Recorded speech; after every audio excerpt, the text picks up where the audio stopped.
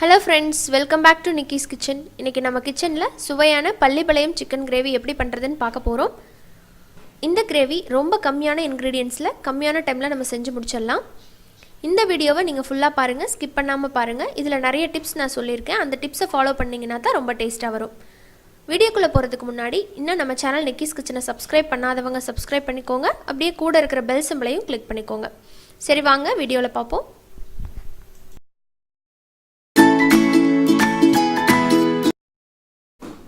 இந்த Pallipalayam chicken gravy பண்றதுக்கு first ஒரு கடாயில நல்லெண்ணெய் சேர்த்துக்கிறேன். 2 ல இருந்து 3 டீஸ்பூன் சேர்த்துக்கோங்க. நல்லெண்ணெய் சேர்த்தா தான் ரொம்ப சுவையா இருக்கும். எண்ணெய் சூடானதும் கடுகு ஒரு 1/4 டீஸ்பூன் சேர்த்துக்கிறேன்.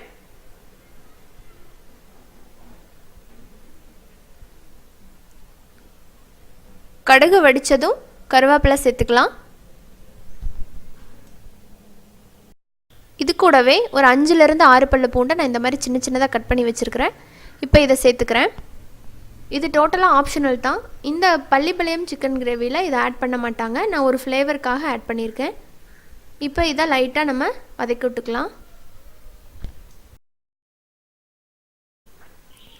பூண்டு இந்த மாதிரி லைட்டா செவந்ததும் நான் 1 கப் சின்ன வெங்காயத்தை எடுத்துக்கிறேன். நல்லா உரிச்சு எடுத்துக்கிறேன். இப்போ இத சேர்த்துக்கிறேன்.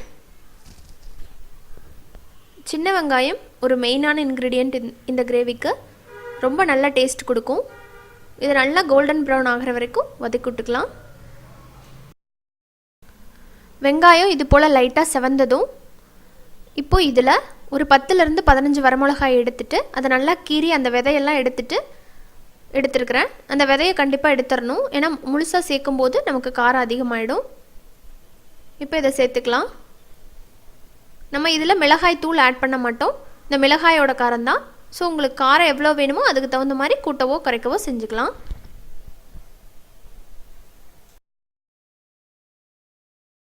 இப்போ இது கூடவே ஒரு தக்காளியை நான் இந்த மாதிரி கட் பண்ணி எடுத்துருக்கிறேன். இப்போ அதை சேர்த்துக்கிறேன். இந்த தக்காளி நல்லா மசிஞ்சு வரணும். அது வரைக்கும் நம்ம நல்லா வதக்கி விட்டுக்கலாம்.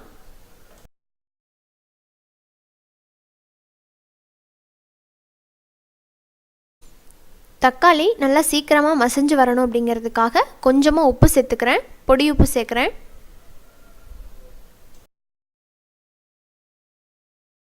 தக்காளி நல்லா மசிஞ்சிருச்சு. இப்போ இது கூட சுத்தம் பண்ணி ஒரு 400 கிராம் அளவுக்கு சிக்கனை கழுவி எடுத்துருக்கிறேன். இப்போ இதை சேர்த்துக்கலாம்.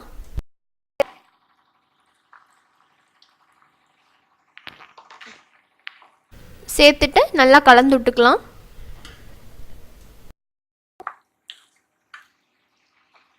இப்போ இது கூடவே ஒரு 1/4 டீஸ்பூன் போல் மஞ்சத்தூள் அதை சேர்த்துக்கலாம்.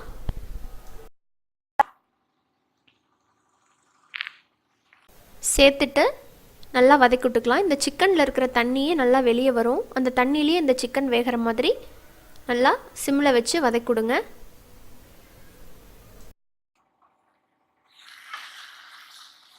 இப்போ இது கூடவே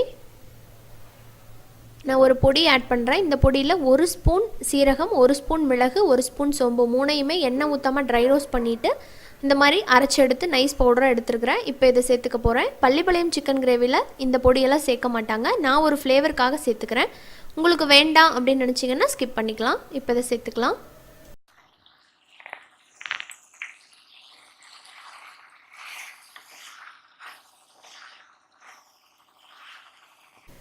இந்த பள்ளிப்பாளையம் சிக்கன் கிரேவியை பொறுத்த வரைக்கும் எந்த ஒரு பொடியும் சேர்த்த மாட்டாங்க. இதில் சின்ன வெங்காயம், வரமிளகா, தேங்காய் சில்லு இது 3 தான் ஸ்பெஷலான இன்க்ரீடியண்ட். இதை 3 மட்டும் சேர்த்துட்டு நல்லா ஒரு உப்பு கறி மாதிரி செய்வாங்க. நான் ஒரு ஃப்ளேவருக்காக ஆட் பண்ணியிருக்கேன். உங்களுக்கு வேண்டானா ஸ்கிப் பண்ணிக்கோங்க. அது போல் செஞ்சாலும் நல்லாயிருக்கும். இப்போ இது போல் நல்லா கிளறி விட்டதுக்கப்புறமா இந்த சிக்கனுக்கு தேவையான அளவுக்கு நான் உப்பு சேர்த்துறேன். நான் கல்லுப்பு சேர்த்துறேன். உப்பு சேர்த்துட்டு நல்லா இந்த மாதிரி வதக்கி விட்டுக்கலாம். இப்போ சிக்கன்லேருந்தே தண்ணி நல்லா வெளியே வந்துட்டுருக்குது. இந்த தண்ணியிலேயே இது குக் ஆகட்டும். இப்போ நம்ம ஒரு மூடி போட்டு இதை நல்லா சாஃப்டாக வேகிற அளவுக்கு குக் பண்ணி எடுத்துக்கலாம். இப்போ சிக்கன் ஒரு பாதி போல் குக் ஆகிருக்குது. இப்போ இந்த ஸ்டேஜில் ஒரு கொஞ்சமாக தேங்காவை எடுத்து நான் இந்த மாதிரி சில்லு சில்லாக கட் பண்ணி எடுத்துருக்கிறேன். இப்போ அதை சேர்த்துக்கிறேன். தேங்காவை சேர்த்துட்டு நல்லா வதக்கி விட்டுக்கலாம். இதில் தேங்காய் வந்து முன்னாடியே ஏன் சேர்க்குறோம் அப்படின்னா தேங்காய் நல்லா வெந்து வரணும். இந்த சிக்கன் 100% வேகிறதுக்குள்ளே நமக்கு தேங்காவும் வெந்துடும். வெந்தால் தான் ரொம்ப சுவையாக இருக்கும். அதுதான் இதோட ஸ்பெஷலே. சிக்கனில் உங்களுக்கு தண்ணி இல்லாத மாதிரி தோணுச்சு அப்படின்னா ஒரு 1/4 டம்ளர்லேருந்து 1/2 டம்ளர் போல் நீங்கள் சுடு தண்ணி சேர்த்துக்கோங்க. பச்சை தண்ணி சேர்க்க வேண்டாம். பச்சை தண்ணி சேர்த்துனீங்கன்னா டேஸ்ட்டே மாறிடும். கொஞ்சமாக எவ்வளவு தேவையோ அவ்வளவுக்கு தெளித்து சேர்த்துக்கோங்க. அதில் குக் ஆகட்டும். திருப்ப மூடி போட்டு குக் பண்ணிக்கலாம். இப்போ ஒரு 20 நிமிஷம் போல் ஆயிருக்கு. வாங்க எப்படி இருக்குதுன்னு பார்ப்போம். வாவ், நல்ல கமகமன் வாசனையோட எண்ணெயெல்லாம் பிரிஞ்சு நம்மளோட சிக்கன் கிரேவி சூப்பராக ரெடி ஆகிடுச்சு. இப்போ இதை நல்லா பெரட்டி விட்டுக்கலாம் ஒரு வாட்டி. கடைசியாக இதில் நம்ம கொத்தமல்லி கருவேப்பிலை தூவி இறக்கிற வேண்டியது தான்.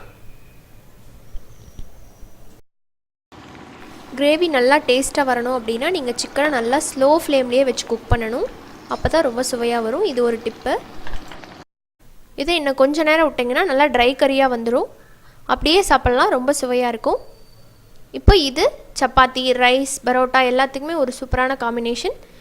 இது போல் இந்த மெத்தடில் ஒரு டைம் பள்ளிப்பாளையம் சிக்கன் கிரேவியை ட்ரை பண்ணி பாருங்கள். திரும்ப திரும்ப செய்வீங்க, அவ்வளோ சுவையாக இருக்கும். இந்த ரெசிபி உங்கள் எல்லாருக்கும் கண்டிப்பாக பிடிச்சிருக்குன்னு நம்புகிறேன். பிடிச்சிருந்தா நம்ம சேனல் நிக்கிஸ் கிச்சனுக்கு லைக் பண்ணுங்கள், கமெண்ட் பண்ணுங்கள், ஷேர் பண்ணுங்கள். இது போல் யம்மியான நிறைய ரெசிபியோடு உங்களை வந்து மீட் பண்ணுறேன். நன்றி, வணக்கம்.